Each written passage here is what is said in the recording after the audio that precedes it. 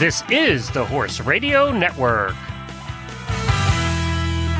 This is episode 23 of the Wisdom by WESA show on the Horse Radio Network. This is Mike Donnell.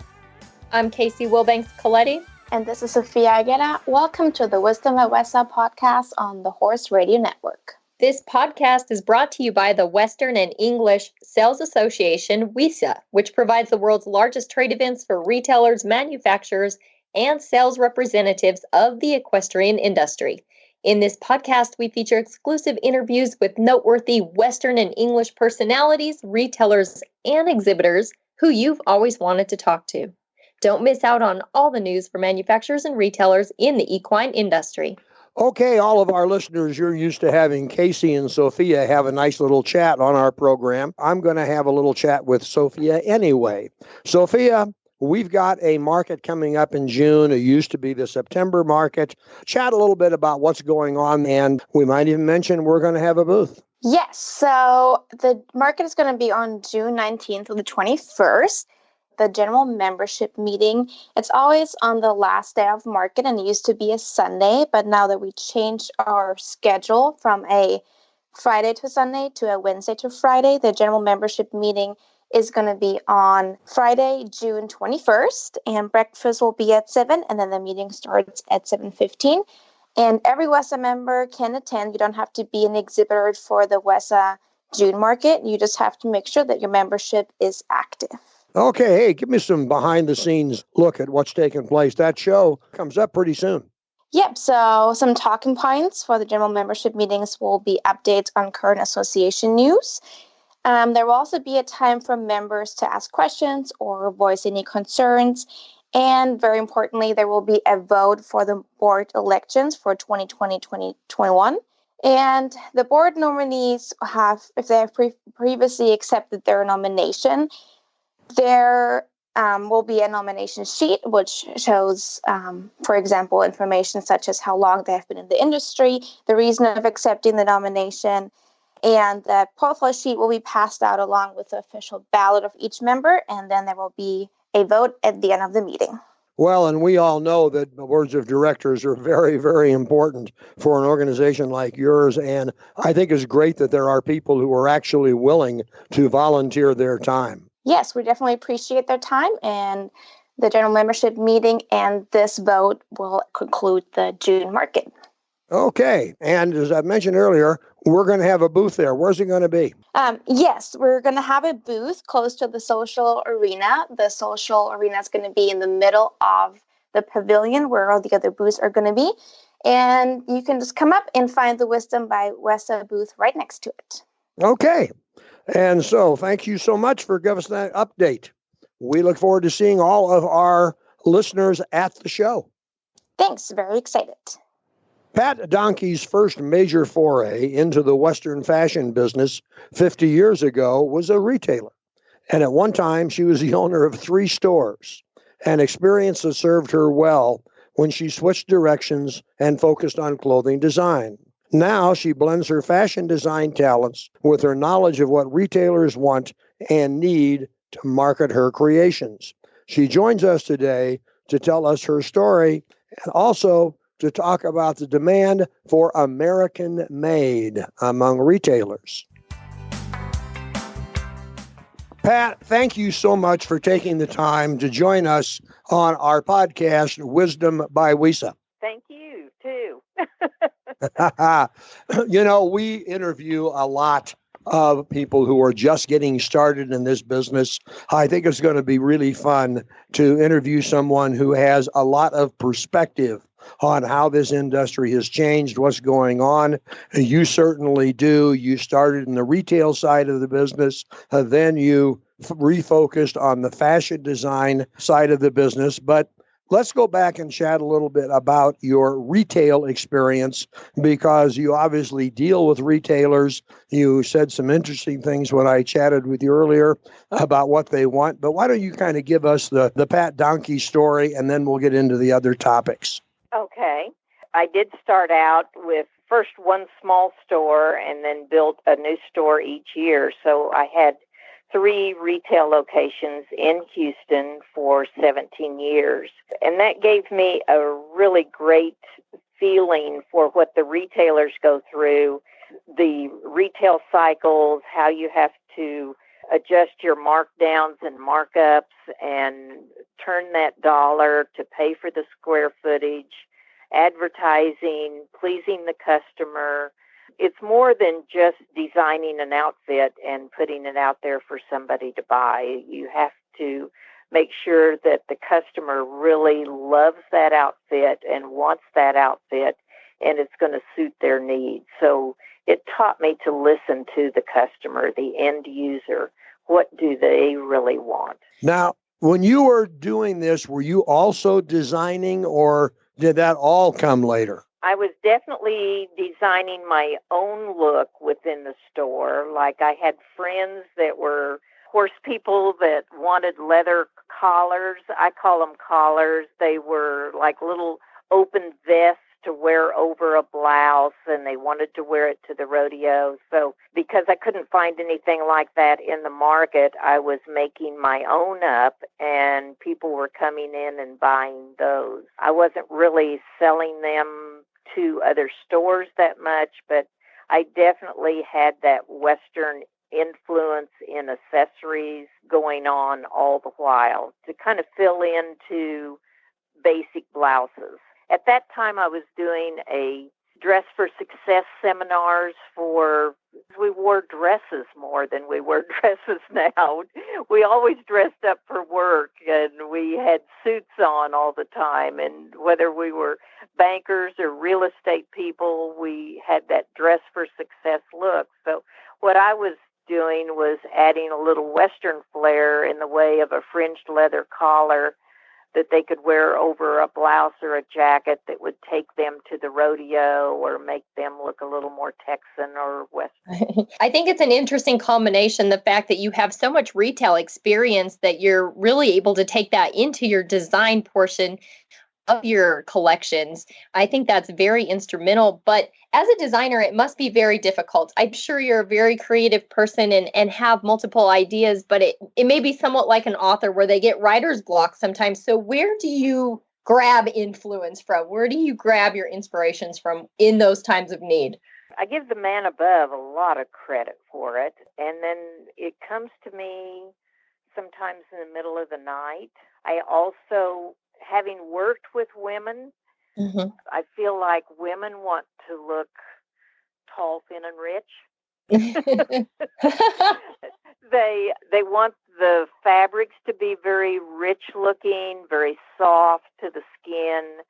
The way the styles are right now is that the bias cuts, which cost more money to produce, are actually very much more flattering to the figure because they give the fabric a way to stretch over the hips and over the bust so it doesn't look so tight, and yet it lays close to the body. So I've been known as the queen of bias, and it is just so much more flattering when you get a fabric to drape and lay close to the body. It is so much more figure flattering than if it is boxy looking. Right. Well, and speaking of materials, you were once named Texas Natural Fiber Designer of the Year. So in keeping with the materials, what are some of your favorite materials to use? Well, leather, number one. And then when you get into leather, you want something that is like velvet leather, which is the lamb skin and some of the goat skins and deer skins. So they're very, very pliable. A lot of that has to do with the way they're tanned.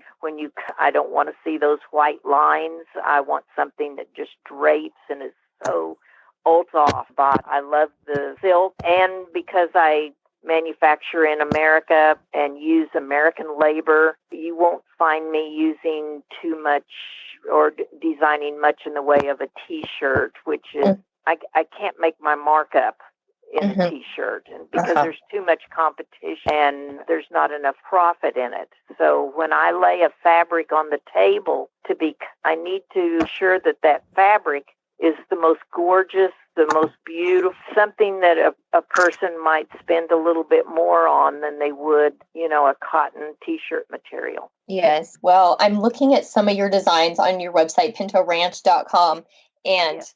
You're speaking to my heart here. Leather and fringe and beading and bling and the over the top kind of flair, but classy. Your thing they may be over the top in one way you explain it, but they're very classy and elegant at the same time. Very, very neat products. So any more background about your designs, anything new coming up? I'm looking at some beautiful, you call them collars. There's a beautiful skirt, fringe, and feather crisscross skirt on your website. I'm shopping as we're talking right now, Pat. That's the bad thing about this show, Pat, to such wonderful designers like yourself, and I spend this hour shopping at the same time. To me, the West is all about the fringe.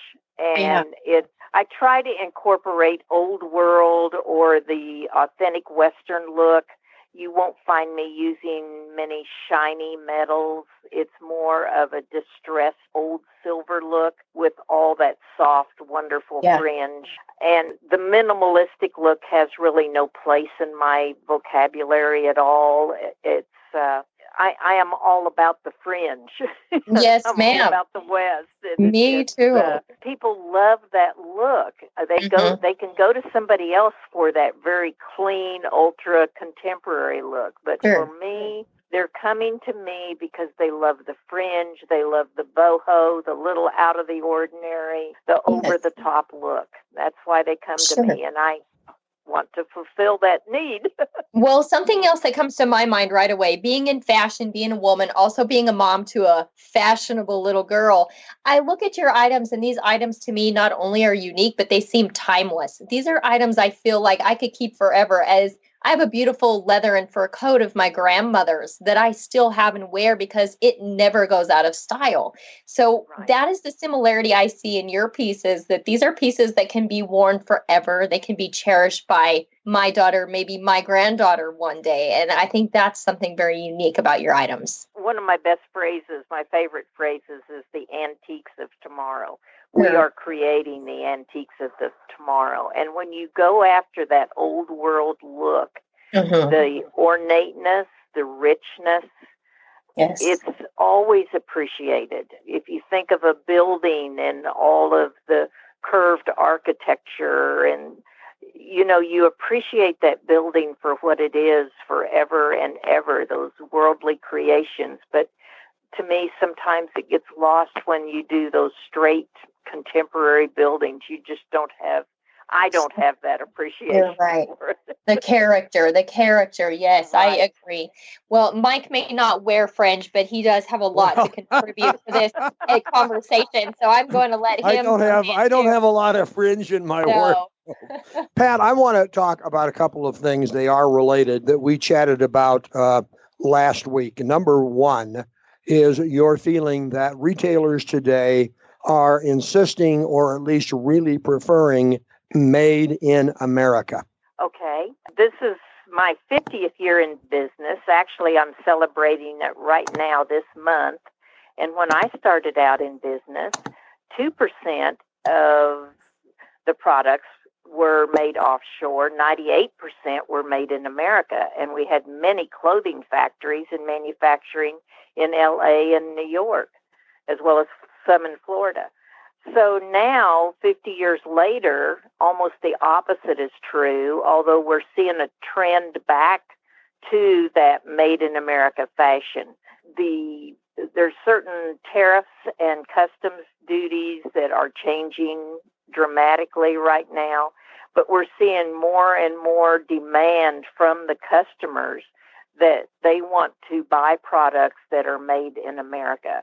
And the Go Texan program was really going after this many years ago, and that's why I was named the Go Texan Designer of the Year, actually 2 years in a row, because they wanted products that were made in Texas and manufactured in Texas. I have never changed my manufacturing. I have always manufactured right here in Waller, Texas, in my own building, which is on my ranch, and the girls come and sit and sew every single day. and we distribute. But just recently, Dillard's, for instance, has opened back up their Texas shops in 6 of their locations, demanding that everything that is sold in those shops are made in America, and particularly in Texas. So it's a wonderful revival of that Western pioneer Texas spirit to see the manufacturing starting to blossom again and support the small business person who is making their own products and doing their own designing right here on American soil. Well, that's great, because we did talk about that, and I thought that was very interesting. In fact, you do have your own production facilities. We are the Wisdom by WESA podcast. Let's chat a bit about WESA, because you've been a longtime member, and the role that you see an organization like WESA plays in the Western fashion world. Okay, yes, I've been a member there for many, many years, and they have supported me so much in the fashion shows and by bringing in buyers from all over the world who just love the whole American West, and that's what the movies are all made about. Cowboys and Indians magazine and the American Cowboy and Cowgirl magazine all help to drive that industry. Those magazines are all available. The people that sell ads in those magazines are the ones that you get to meet there. So WESA is responsible for not only bringing the customers, but for wonderful seminars, for advertising opportunities, for meeting people.